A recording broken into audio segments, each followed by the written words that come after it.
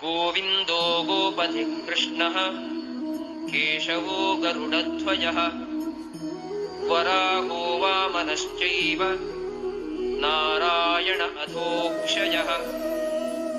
श्रीधरः पुण्डरीकाक्षः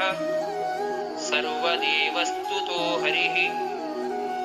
श्रीनृसिंहो महासिंहः सूत्राकारः पुरातनः रमानाथो महीभर्ता भूधरः पुरुषोत्तमः चोलपुत्रः प्रियः शान्तो ब्रह्मादीनां वरप्रदः श्रीनिधिः सर्वभूतानां भयकृद्भयनाशनः श्रीरामो रामभद्रश्च भवबन्धैकमोचकः